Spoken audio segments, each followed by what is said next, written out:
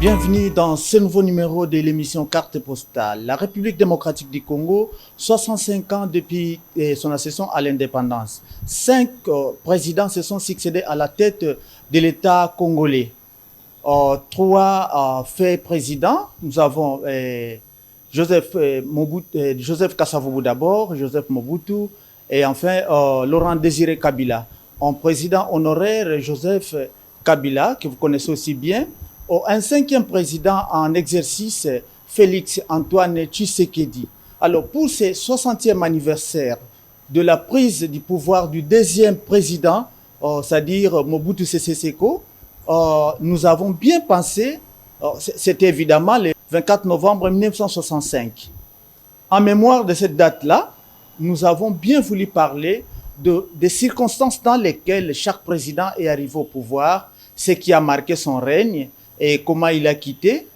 Et voilà un peu ce qui nous a poussé à faire ce que nous faisons aujourd'hui. Mais cet exercice, nous allons le faire avec le professeur historien Stanley et Kombe. Bonjour professeur. Bonjour cher ami. Vraiment, comme nous venons de l'annoncer, la République démocratique du Congo fait déjà 65 ans depuis son accession à l'indépendance. Et pendant ces 65 ans, et il y a eu 5 présidents qui se sont succédés à la tête de l'État congolais.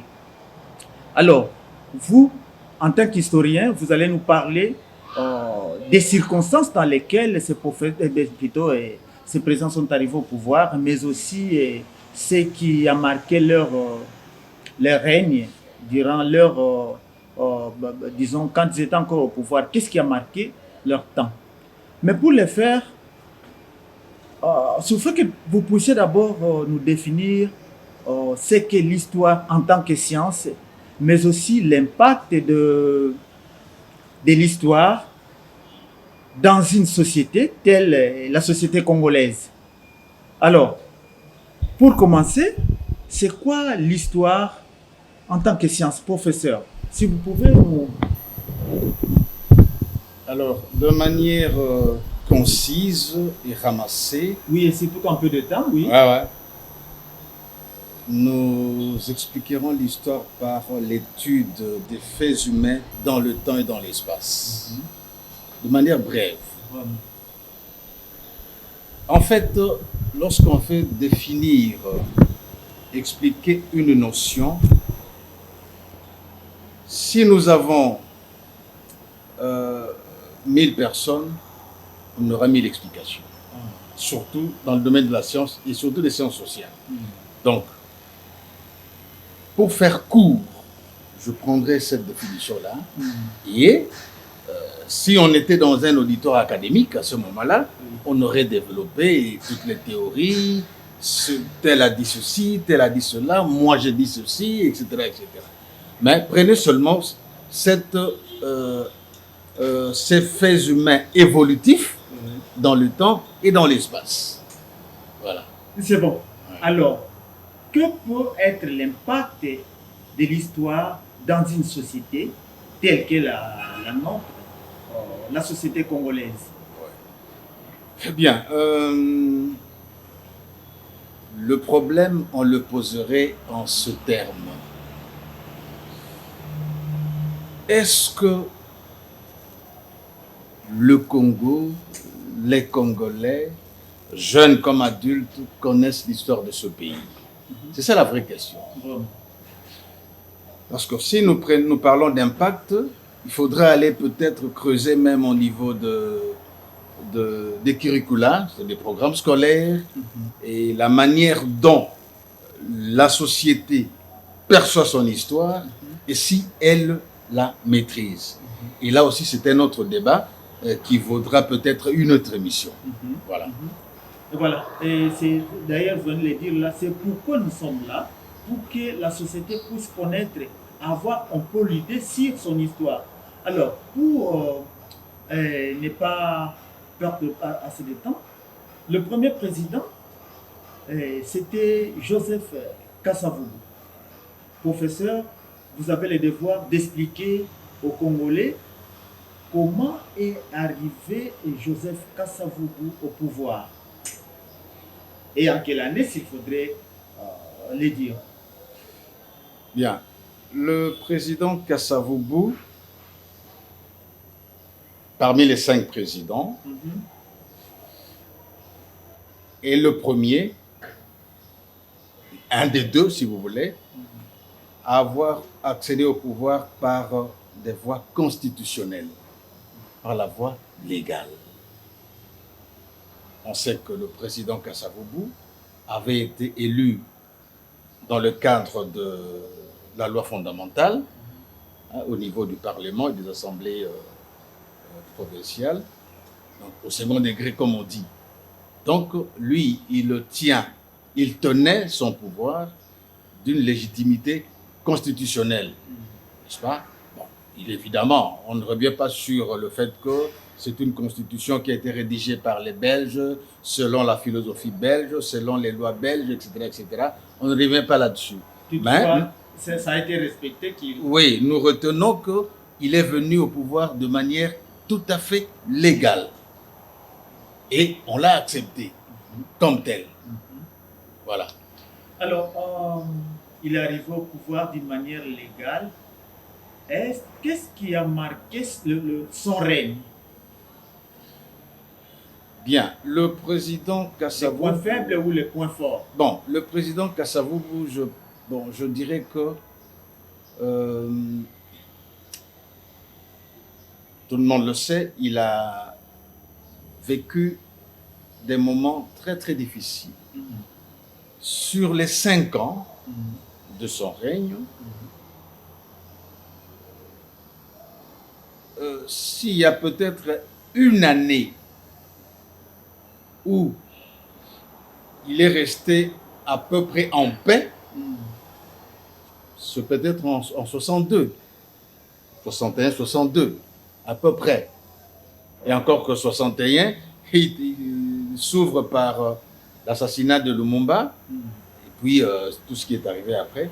Mais si le président Kasavubu a pu plus ou moins vivre en paix, à part les querelles politiciennes au niveau des assemblées, etc., c'était seulement 62.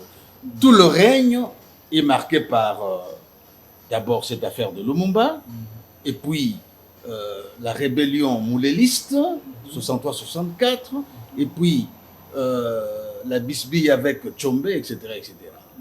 N'est-ce pas? Donc, le président Kasavubu, je crois que c'est l'un de ceux qui ont eu du mal à gouverner, hein, de par l'environnement dans lequel il a vécu. Même sur le plan politique, bon, c'est vrai qu'on l'a dit, le président Kasavubu,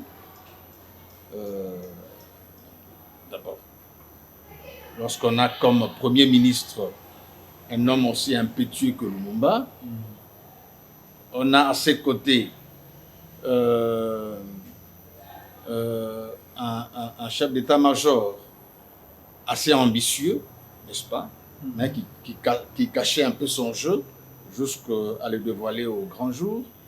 Les chefs d'état-major à l'époque, c'était...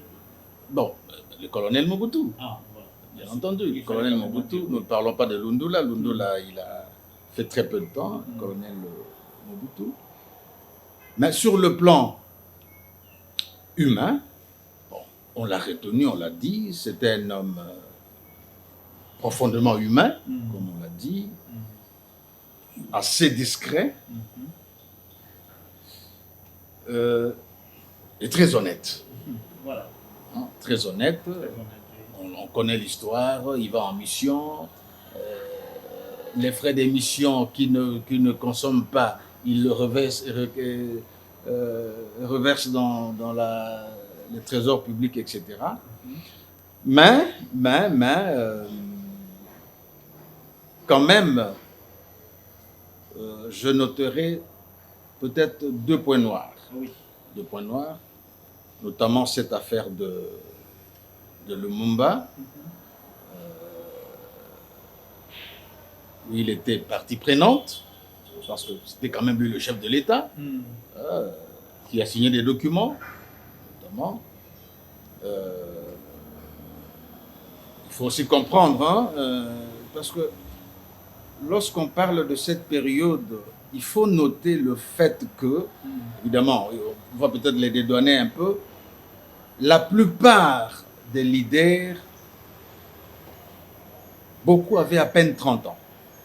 Donc des jeunes leaders. Des jeunes, pas suffisamment formés à la gestion de la chose publique, de la chose politique. C'est important de le dire. Kasavubu lui-même, il avait à peine 43 ans, en 60. 43 ans, qu'on le retrouve, pour parler un peu comme Sartre, j'étais là, n'est-ce pas, dans ce marigot, en période de guerre froide, n'est-ce pas, Victime. et entouré aussi des conseillers étrangers qui ont finalement manipulé tout le monde. Les conseillers étrangers ont manipulé tout le monde, sans parler de la CIA, n'est-ce pas? Donc, alors, le premier point noir, c'était cette affaire de Lumumba. Malheureusement, quand le président Kasavubu a quitté le pouvoir, il est resté très discret. On n'a pas eu suffisamment sa version des faits sur l'affaire Lumumba. Cela veut dire qu'il y a encore des choses à découvrir dans cette affaire-là. Donc il est parti sans rien dire jusqu'à... Non, mais lorsqu'il a été renversé, il est allé chez lui, dans son village natal. Il y est resté jusqu'à sa mort, très discret. Il n'a mené aucune activité politique. Il n'a plus parlé, parce qu'on était déjà dans une période de dictature, n'est-ce pas? Et, la parole était confisquée, n'est-ce pas? Et de par sa nature de discrétion, le président Kasavubu, il est resté dans son coin jusqu'à sa mort en 69. Donc, sa version de fait, on ne l'a pas eue. Peut-être dans certaines archives qu'on n'a pas encore déclassifiées, comme on dit, n'est-ce pas? Comme ici à côté, les archives de la Sûreté nationale à l'époque, je suppose qu'elles peuvent encore être là, ou certains papiers peuvent encore être là. Peut-être qu'on pouvait avoir son point de vue ou ce qu'il a fait dans ce cadre-là. Donc, alors, le deuxième point noir, à mon avis, c'est la mise en congé du Parlement en 63. C'est la fermeture du Parlement. Alors, le Parlement, c'est le carrefour, les lieux où toutes les opinions s'expriment. Majorité comme opposition. Et alors, lorsque un camp est privé de parole, privé de tribune surtout, bon, je ne parlerai peut-être pas d'oppression, mais je prends seulement l'idée de fermeture de l'espace politique. Ce qui pousse, ce qui a poussé certains à prendre les armes. Évidemment, l'intention de prendre des armes existait peut-être, probablement. Après le renversement de Lumumba, son assassinat, les partisans, bon, évidemment, ont commencé un peu à bouger, n'est-ce pas? Bouger déjà. Bon, il y a eu de rencontres, Tananarive, Kokilativille, surtout le Vanium. On a formé un gouvernement, le Parlement s'est réuni, et finalement, à un moment donné, ce Parlement-là ne fonctionne plus. Parce que le Parlement-là, parce que la loi fondamentale de 60 avait une durée de 4 ans. Voilà pourquoi on a réuni la fameuse commission de Lulabo pour rédiger une nouvelle constitution. Et là encore, pendant qu'on réunissait la commission, il y a pratiquement une bonne partie du pays qui était en rébellion. C'est comme un peu comme aujourd'hui. Un peu, n'est-ce pas? Un peu. C'est-à-dire qu'il y a des pans entiers de la République qui n'étaient pas concernés par ce qui se passait faisait ailleurs, voilà. parce qu'ils étaient sous occupation. Bon, évidemment, la Constitution, c'est une loi. Après la pacification, tout le monde, la loi s'est imposée à tout le monde. N'est-ce pas? Donc c'est un peu cela. Donc, le président Kasavubu a eu un bilan, entre guillemets, mitigé, de façon involontaire. Parce que il n'a pas joui pratiquement de sa qualité de chef d'État, vu l'environnement dans lequel il a vécu. Donc, il a vécu pratiquement une année de quiétude. C'est-à-dire, il n'y a pas de rébellion armée, et encore que, je ne sais même pas s'il faut encore, il faut toujours parler de quiétude, parce que la session du Katanga était là. N'est-ce pas? Mais comme rébellion armée, le président Kasavubu n'a pas bénéficié de la quiétude nécessaire à la gestion d'un État, même si c'était un régime, disons, parlementaire. Merci, professeur. Là, c'était le premier président. Et nous venons déjà d'entendre qu'il a été renversé, il a été mis de côté par les colonels Mobutu, les chefs d'état-major à l'époque. Ouais. Et c'est-à-dire que nous sommes déjà au deuxième président. Ouais. Et est-ce qu'il faudrait encore parler de son arrivée au pouvoir? On le connaît déjà que ce n'est pas un renversement, un coup d'État, bien qu'un autre camp qui n'admet pas ce mot-là de coup d'État. Ok, c'est bon. Alors, s'il faudrait maintenant parler de Mobutu, comment a été son règne? Pendant combien de temps? Qu'est-ce qui a été les côtés négatifs et les côtés positifs? Bien. D'abord, parlons de ce qu'on entend par coup d'État, n'est-ce pas? Oui. Ceux qui prennent le pouvoir par les armes disent toujours qu'ils ont fait une révolution, n'est-ce pas? Oui. Révolution, Ils ont des raisons libération, etc. etc. Mais c'est un coup d'État, c'est-à-dire la prise de pouvoir par le voie illégale, par la force, n'est-ce pas? Bien.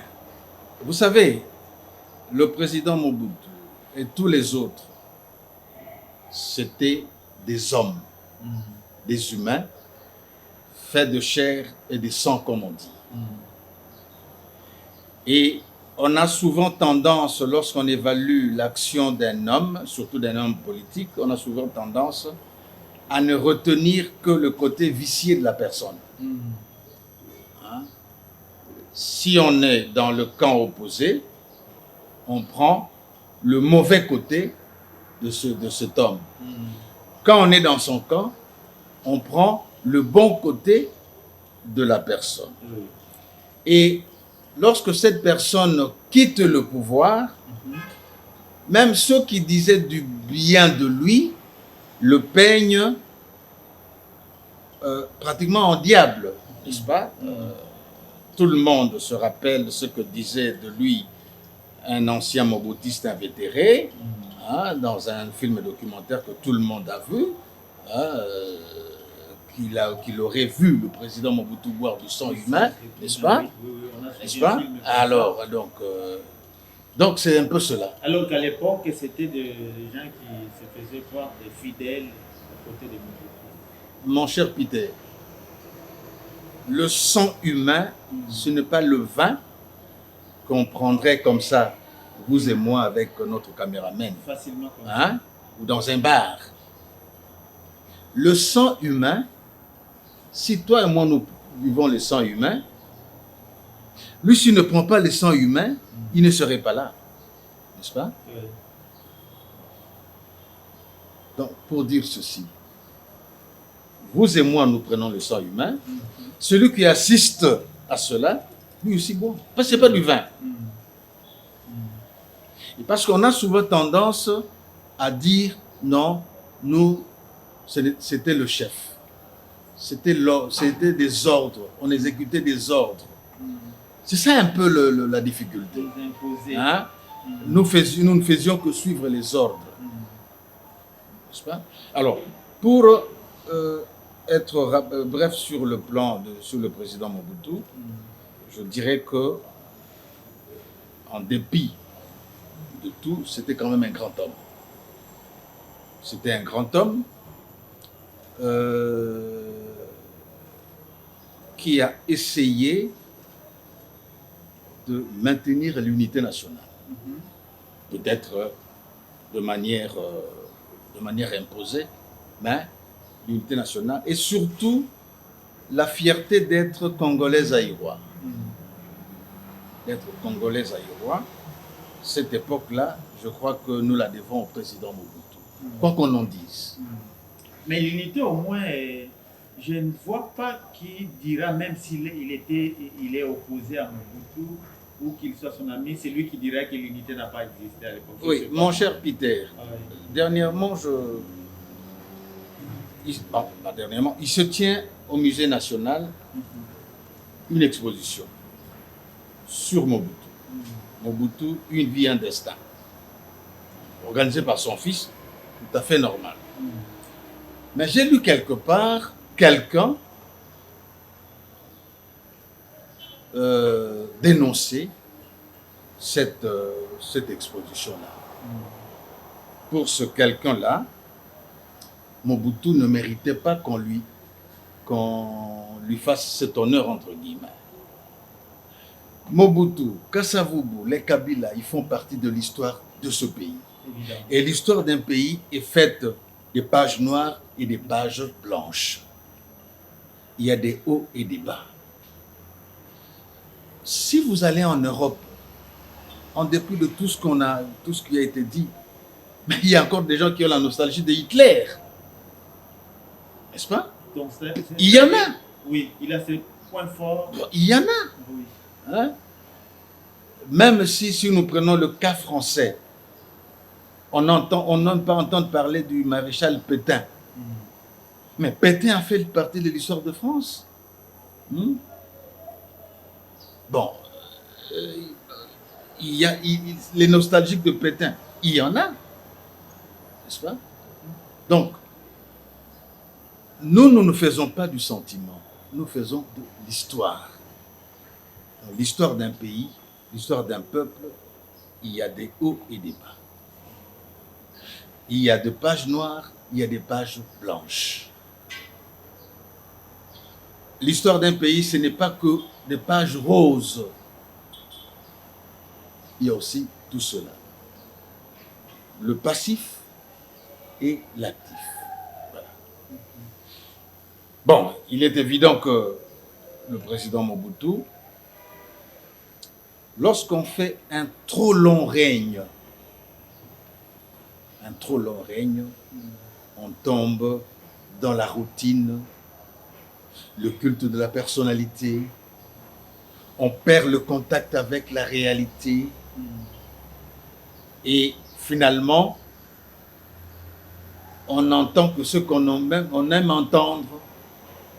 Et nous, les courtisans, nous disons au chef ce qu'il veut bien entendre.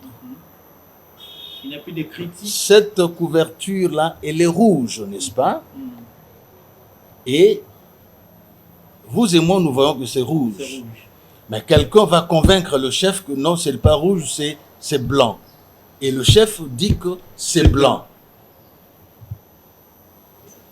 C'est aussi la faute à nous qui entourons les chefs. Le chef est dans une sorte de bulle. Il ne sait pas ce qui se passe à Kingasani. Hein? Il ne sait pas ce qui se passe à Massina. Les érosions de Mongafula. N'est-ce pas? C'est trop fort, professeur. Le chef ne voit que la Gombe, par exemple. C'est une image pour dire qu'il y a certaines réalités que le chef ne connaît pas parce que ceux qui sont censés le lui dire ne le font pas et lui peignent plutôt un tableau plutôt reluisant. Alors que, et finalement, à la fin, le chef comme on dit en lingala, à Sutuki, qu'on ne lui a pas dit la vérité. Peut-être parce que lui-même n'a pas voulu connaître cette vérité-là. Voilà. C'est un peu cela. Oui, on continue, professeur. Ça, vous avez tout mélangé, les bons ou les mauvais côtés, je ne sais pas. Bon, vous avez aussi parlé de l'unité nationale et qui fait un point fort pour le président. Et du côté sécurité, pendant le règne de Mobutu. Bon, écoutez, je ne suis pas un spécialiste de sécurité, mais quand on dit sécurité pour une société, pour un pays, dans un premier temps, on prendrait ce qu'on pourrait appeler une absence de guerre, n'est-ce pas? Oui. Et surtout de guerre extérieure, n'est-ce pas? Bon, sous le président Mobutu, bon, il y a eu quelques moments de frayeur, notamment cette affaire de mercenaires de l'Est, Jean Scram. On a eu les deux guerres du Shabbat, Moba 1, Moba 2 et finalement l'AFDEL, n'est-ce pas? Mais, parce que vous tenez à ce qu'on dise des choses négatives. Vous savez, le président Mobutu a inauguré son règne par une frayeur. Les pendus de la Pentecôte. Les gens qui ont été pendus, les 4 politiciens pendus, là où on a construit les stades de martyrs. N'est-ce pas? À peine quelques mois. Nous ne revenons pas sur les détails de la manière dont cette affaire-là a commencé, comment ça a été monté. On sait un peu comment les choses ont été boutiquées, entre guillemets, n'est-ce pas? Et c'est cela qui lui a permis d'asseoir son pouvoir par la peur. Les gens ont commencé à avoir peur pour s'exprimer. Évidemment, il y a eu les étudiants, de temps en temps, les politiciens essayaient de lever la tête, mais il y a cette affaire-là de Pentecôte, la répression des étudiants, 69-71, enrôlés dans l'armée. Et puis sur le plan politique, l'authenticité, c'est vrai que l'idée n'était peut-être pas mauvaise en soi, mais la manière dont on l'a gérée, c'était en fait une façon de faire du chef un monarque, sans le vouloir, sans le dire. C'était un monarque sans le dire. Mobutu, roi du Zaïre. La sortie, on connaît les conditions dans lesquelles il est sorti, on y peut-être revient, peut-être pas, mais je voudrais peut-être souligner une chose. Toute cette période de 60 jusqu'à nos jours récentes, il y a des archives qu'on n'a pas encore découvertes. Des écrits? Des archives. En 2014, les Américains ont déclassifié les archives de la CIA. Là où on a vu le rôle, par exemple, de certains politiciens congolais, soi-disant lumbistes, mais comment ces gens ont été manipulés par la CIA. N'est-ce pas? Ça, ce n'est peut-être pas le débat, n'est-ce pas? Mais il y a des choses qui sont encore à découvrir, à connaître. On ne connaît pas tout. Même sur Mobutu. Oui, je comprends bien, faute de temps. Oui. Est-ce que vous nous parlez un peu de moi aussi de la zarianisation, parce qu'il me semblerait que ça a touché l'économie et qui peut aussi être avec beaucoup d'impact en ce que nous vivons aujourd'hui. Mon cher ami, vous, pour répondre à votre question, oui. vous faites des affaires. Un matin, l'État dit Ikomianga. N'est-ce pas? Ikomianga. Il prend votre affaire que vous avez construite dans la difficulté par des privations. Moi, je dis non, à partir d'aujourd'hui, ça n'appartient plus à Peter, mais ça appartient à un autre caméraman. Adonis, voilà. Voilà. Adonis. Et Adonis n'est pas formé à la gestion De cette affaire-là. des affaires. Alors, vous savez que dans notre culture, entre guillemets, lorsque nous avons un peu d'argent, la première chose, c'est quoi? Nous marier, multiplier des femmes, Vraiment. n'est-ce pas? Jouir, dans le sens plein du terme. Vivre les luxes. Alors, maintenant là, des unités de production. Moi j'ai vécu, enfant, j'ai vécu au village. Il y a des moments où, au village, on prenait par exemple de l'eau fraîche. Namboka, Nazamba. Parce qu'il y avait des sociétés qui fonctionnaient, EVA, etc., etc. Où c'est bilingue, hein, vous pouvez, peut-être pour la bonne compréhension de certaines choses. Voilà. Ah. Namboka, ozomela mai ya malili. Parce que la société ezali, ils ont fonctionné, bateau sont savon. On n'attendait pas que les bateaux viennent de Kinshasa pour avoir du savon. À cette époque-là. Oui. À un moment donné, l'État dit à partir d'aujourd'hui, pas, monsieur, pliez vos bagages, moi je récupère tout. Et tout tombe en faillite. Une tentative, on dit, bon, réalisation, radicalisation, rétrocession, c'est-à-dire, on veut remettre à ces gens leurs affaires. Ils disent non. Nous ne pouvons plus reprendre des choses en faillite. Il faut nous indemniser jusqu'aujourd'hui. Et lorsque vous prenez ce genre de décision, vous faites peur aux investisseurs. Il n'y a pas de sécurité juridique.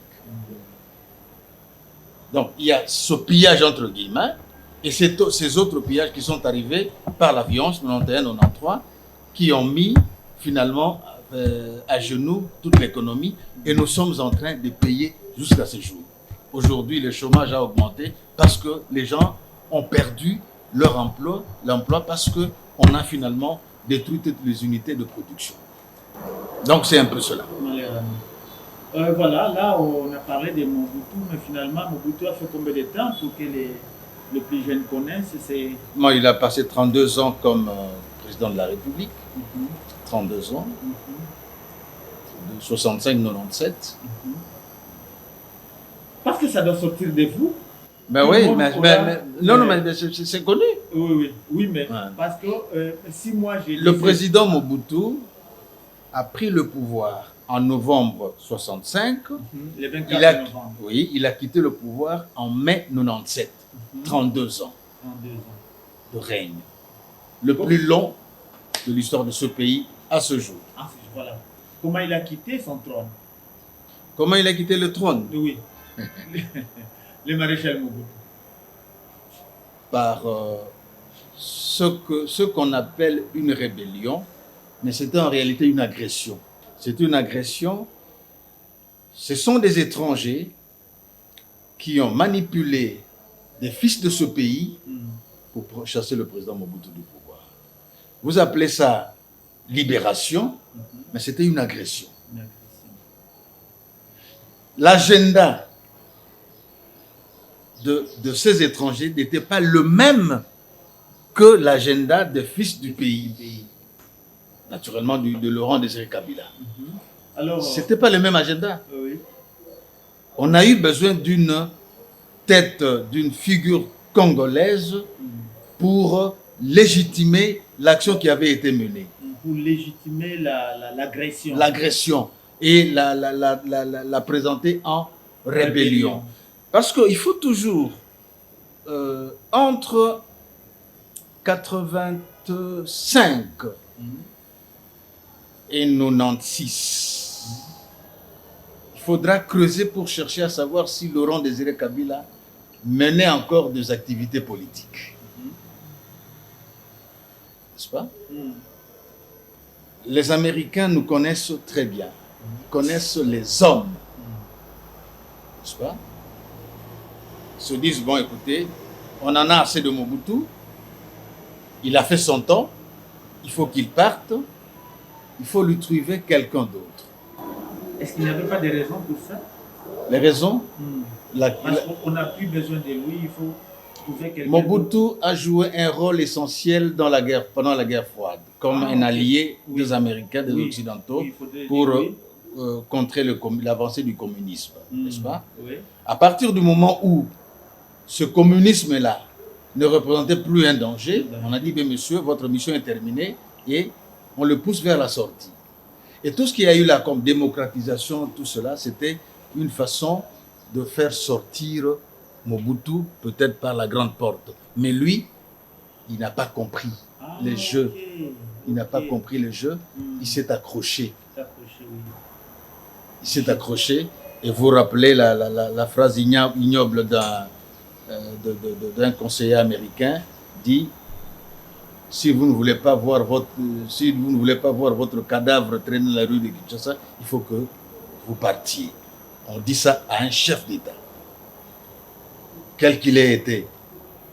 Un petit conseiller quelque part, américain fut-il, dit ça à un chef d'État. Ça dépassait tout entendement. Et malheureusement, il a dû partir en catastrophe parce que, bon, évidemment, il fallait qu'il sauve sa peau. Okay, parce que seulement que le président Mobutu, c'est jusqu'alors, c'est le président qui a beaucoup tardé au pouvoir. Oui. Quand il arrive au pouvoir, n'est-ce pas qu'il y avait beaucoup de partis politiques. Vous pouvez peut parler de cet angle-là et jusqu'à former... À créer le MPR. Oui, le parti État, le parti unique. Oui. Le président Mobutu a trouvé le pays dans une effervescence démocratique, n'est-ce pas? Un pluralisme politique. Parce que moi, démocratie, le contenu peut poser problème. Parce que ce n'est pas parce qu'on a beaucoup de partis qu'on est en démocratie. Non, ce n'est pas toujours le cas. Il a trouvé le pays dans un contexte de pluralisme politique. Là aussi, c'est très capital. Hein. Ce n'est pas parce que vous avez beaucoup de partis que vous êtes en démocratie. Non. Qu'est-ce que vous voulez dire que vous organisez des élections que vous êtes en démocratie. Non. Hein? Lorsque vous avez, par exemple, 1000 partis, comme aujourd'hui, pratiquement, et vous avez un parti, bon, je ne parle pas seulement de la RDC, vous avez un parti qui remporte 90% des sièges au Parlement. Il faut se poser des questions. Ah, vraiment? Il faut se poser des questions. Donc le reste est là et... Il faut se poser... Non, je ne porte pas un jugement, mais il faut se poser des questions. Merci. Nous avons 1000 partis, oui. Hein, n'est-ce pas? Bon, peut-être ils sont des petits partis, etc. Mais on note que lors des élections législatives, par exemple, 90%, 95% des sièges reviennent au parti au pouvoir, à un parti. Il faut se poser des questions sur cette démocratie-là. Donc, je disais que le président Mobutu a trouvé le pays dans un cadre de pluralisme, mais bon, comme il avait une ambition d'avoir le pouvoir, d'empêcher toute contestation, parce que lorsque nous avons des partis, il y en a ceux qui sont au pouvoir, il y en a qui sont de l'opposition, il y a souvent des querelles comme on en a l'habitude. Alors pour éviter que les contestations ne viennent, il dit, bon écoutez, à partir de ce moment-ci, plus beaucoup de partis, parce que, selon lui, si le pays en était arrivé là, c'est à cause des querelles politiciennes, comme il avait dit. Et lorsqu'il sort sa constitution en 67, il dit seulement, dans la constitution de 67, il ne peut être créé plus de 2 partis politiques. Donc il y avait la possibilité d'un bipartisme. Mais dans les faits, on n'a pas donné l'occasion à ce qu'on crée un 2e parti politique. Imaginez que nous, on était enfants, on a appris, on l'a lu finalement. Vous entrez dans un bureau de vote en 1970, les premières élections, entre guillemets, le président Mobutu, il y a 2 bulletins, le rouge et le vert. On ne vous donne pas le rouge. on vous donne le vert. En quelque sorte, c'est obligatoire que vous devez... Bien entendu, on vous donne le vert. Et puis vous avez, bon, 100%, référendum 100%, élection 99,99%, etc. Donc c'est un peu un des points faibles du pouvoir du président Mobutu. Une trop grande concentration du pouvoir. Alors, pendant le règne de Mobutu, finalement, avec les formes des partis politiques, viendra naître l'UDPS. On pouvait aussi épingler comment cela est parti, parce que finalement, ça fait aussi partie de l'histoire de... Oui. Vous comprenez que nous sommes dans un cadre de parti unique, n'est-ce pas? Parti unique. Mais il y a quand même dans les partis uniques, il y a des tendances, n'est-ce pas? Il y a des tendances. Mais dans ce parti unique, il y a des compatriotes qui estiment que nous devons changer de cap. C'est vrai que l'action est partie d'un fait sécuritaire, hein, les massacres de Katekelai, le creuseur de diamants, etc., en 1979, n'est-ce pas? Et les parlementaires de ce coin ont voulu en avoir le cœur net. Et le président n'a pas aimé. Et c'est ainsi qu'ils ont écrit la fameuse lettre, les 13 parlementaires. Ah bon, donc c'est parti... C'est parti d'un fait, disons, sécuritaire. Oui, des creuseurs, vous avez parlé de ça. Les creuseurs de diamants en 79. Dans quel coin de la République? Katekelai, c'est vers Mbujimaï, n'est-ce pas? Donc au Kasaï oriental, n'est-ce pas? Ils ont été massacrés par les forces de l'ordre. Les parlementaires élus en 77, et là encore, il faut peut-être qu'on revienne un peu. Après la deuxième guerre du Shaba, le président Mobutu a décidé de desserrer un peu l'étau en organisant l'élection libre, entre guillemets, des députés. C'est-à-dire que les députés commissaires du peuple avaient un peu plus la parole. C'est ainsi qu'en ce moment-là, on a commencé à interpeller les membres du gouvernement, les responsables politiques devant le Parlement. Et c'est ces interpellations-là qui ont fait voir le dysfonctionnement des institutions de la République. Donc, la parole s'est libérée. Et c'est à partir de cette période-là que les parlementaires ont commencé à parler. Et ceux-là, ils ont essayé de parler de ce qui s'était passé chez eux, n'est-ce pas? Évidemment, ils ont été rejoints par d'autres parlementaires d'autres régions, d'autres provinces, formant les fameux groupes de 13 parlementaires, et puis la lettre, 52 pages, etc., etc. Et puis la suite, on la connaît. Oui, nous connaissons que l'histoire de Mobutu est tellement vaste, est tellement longue, qu'on peut passer ici une semaine, on va toujours continuer à... Parce qu'on n'a pas tous les éléments, vraiment, on n'a pas toutes les archives. Voilà. Ok, là maintenant, nous sommes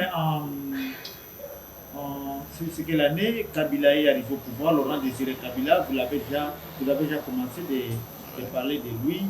Et si brièvement, comment a été la période de Kabila, Laurent Désiré Kabila? Bon, un peu comme Kasavubu, hein? C'est-à-dire que Laurent Désiré a, disons, régné en paix, entre guillemets, que pendant une année. Une année. Il arrive au pouvoir en mai 97, n'est-ce pas? Et puis en août 98, la deuxième guerre commence. Contre lui, menée par ses anciens alliés, n'est-ce pas? Donc, Kabila n'a pas eu le temps de gouverner. Laurent Désiré. Oui. Il n'a pas eu le temps de gouverner. On ne peut pas remettre un pays qui venait de passer 32 ans de dictature en une année. Il n'a pas eu ce temps-là. Et il s'est occupé d'abord à faire la guerre. Donc, il nous est vraiment difficile d'apprécier son bilan. C'est difficile. Il n'a pas gouverné, si vous voulez. Oui. Et encore que,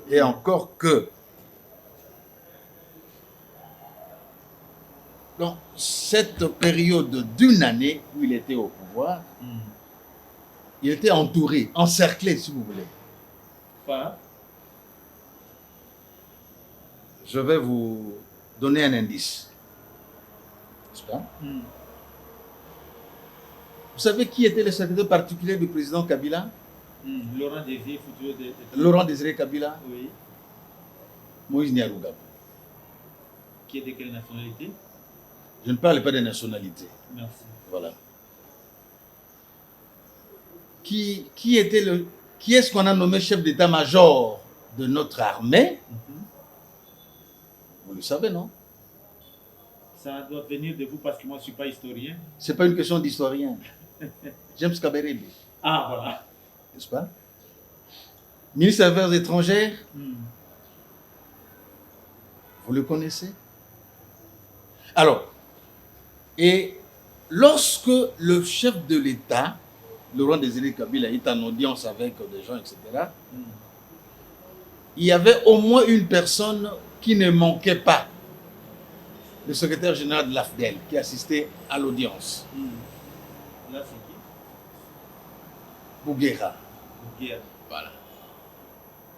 Apparemment, tous ces noms-là, Non, moi je ne prends pas par rapport au nom. Pas mal. Par rapport à la consonance du nom. Ce n'est pas mon dada. Non.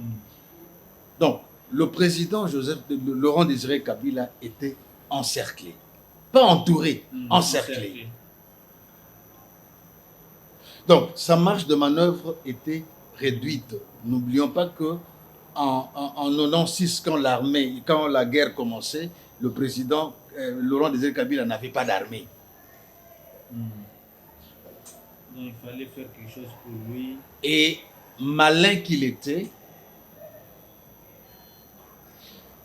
à partir de Lubumbashi, avant d'arriver à Kinshasa, il s'est autoproclamé président. S'il ne l'avait pas fait, ceux qui étaient ici déjà à Kinshasa, le samedi 17 mai, allaient le faire.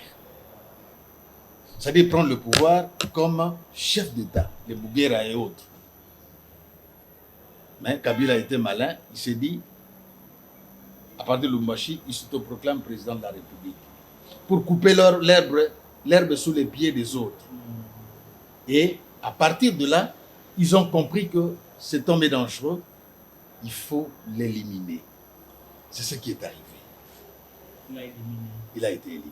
Physiquement, alors. Voilà. Alors, il a été éliminé, un autre va remplacer.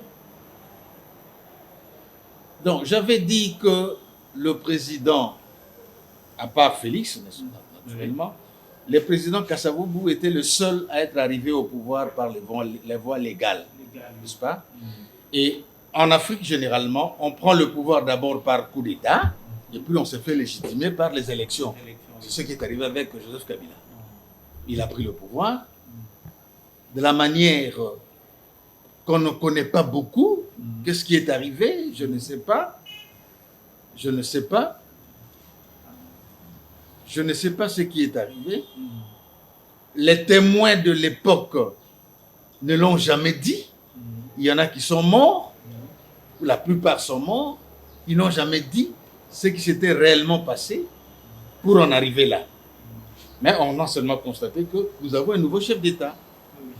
Oui, il a fait ce qu'il a fait et il est parti. Voilà. Un quatrième chef de l'État. Ouais. Qu'est-ce qu'on peut dire de lui pendant son règne?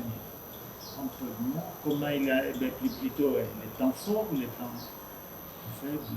Oui, Joseph Kabila est arrivé, il a trouvé un pays morcelé, n'est-ce pas? Morcelé, le gouvernement, disons, légal, ne contrôlait qu'une partie du pays. Et avec l'aide, parce qu'il faut toujours le dire, avec l'aide ou l'accompagnement de ceux qui étaient à l'origine de la guerre contre ou de différentes guerres, pour essayer de pacifier le pays, le réunifier, le remettre sur les rails, et ce qui permettait en fait de faire les affaires. Parce que le vrai problème est là. On peut le vrai problème, c'est faire les affaires. Faire les affaires. Hein? On a besoin d'un pays unifié. On n'a pas besoin d'un pays morcelé. Même si les velléités de morcellement existent toujours, à un moment donné, on dit, bon, écoutez, nous mettons d'abord ça en parenthèse, mettons les gens ensemble pour voir ce qui va se passer après. Voilà. Donc, il a pu réunifier le pays. Le pays a été réunifié. On comprend comment on a fait les élections. En 2006, en 2006, 2011, bon. La qualité des élections, ce n'est pas notre débat. Mais au moins, à un moment donné, tout le monde a pu aller à Goma, à Bukavu, à Lubumbashi, à Mbujimaï, prendre son avion, etc., etc. Parce qu'au moins, à un moment donné, on pouvait aller partout. C'est le quatrième président qui a quitté. Comment? Et s'il faudrait aller, on peut... Non, il est parti par la voie légale. Il est venu de manière, entre guillemets, obscure, n'est-ce pas? Il a légitimé son pouvoir par des élections et il est parti par la grande porte. Et ça, c'est un acquis parce que en Afrique, quelqu'un avait dit, un ancien chef d'État, ça se met en prison ou ça se tue. Mais au moins, nous avons un ancien chef d'État qui est en vie. Je ne reviens pas sur ce qui se passe aujourd'hui. Là, ce n'est pas mon problème. Mais au moins, nous avons un ancien chef d'État qui est en vie. Ce qu'il fait dans son petit coin, ce n'est pas le débat dans cette émission. Mais au moins, il est en vie. Ils ont fait la remise et reprise entre les sortants. C'est la première fois depuis 60 que deux chefs, l'entrant et le sortant, font la remise et reprise. Et nous voulons que ça continue ainsi. Voilà, c'est l'entrée du 5e président, sinon alors c'est lui qui est en exercice. Et s'il faudrait dire plutôt mi-mandat, parce qu'il est encore là, il venait de passer un premier mandat, nous sommes au 2e mandat. Qu'est-ce qu'on peut dire de lui, chemin faisant? On n'est pas encore à la fin, je pense que l'histoire se fait avec le recul du temps. Ah, ok. N'est-ce pas? Oui. Je ne pense pas qu'il soit opportun de dresser le bilan de quelqu'un qui est encore en exercice. Et encore que le bilan des autres, dans le bilan des autres, on n'a pas tous les éléments parce qu'il y a des pans entiers que nous ne connaissons pas. Vraiment. Il y a des témoignages que nous n'avons pas. Il y a des archives qu'on n'a pas encore mises sur la place publique pour évaluer réellement l'action des uns et des autres. Voilà. Oui, merci beaucoup, monsieur le professeur Stanley Ekombe. Voilà, merci bien. Merci en tout cas d'avoir accordé ce temps, que vous devriez peut-être être ailleurs, mais vous avez donné le temps à expliquer aux Congolais ce qui s'est passé, soit là où, jusque là où nous sommes aujourd'hui. Merci. Nous osons croire que ce n'est pas la dernière fois. Tout à fait disposé. Merci. Vous avez suivi avec beaucoup d'attention de cette histoire de la République démocratique du Congo à un moment donné appelée Zaïre avec le président Mobutu. Vous avez au moins une idée sur l'histoire de la République démocratique du Congo. Mais toutefois, nous avons une habitude de nous saluer avec notre invité, monsieur le professeur.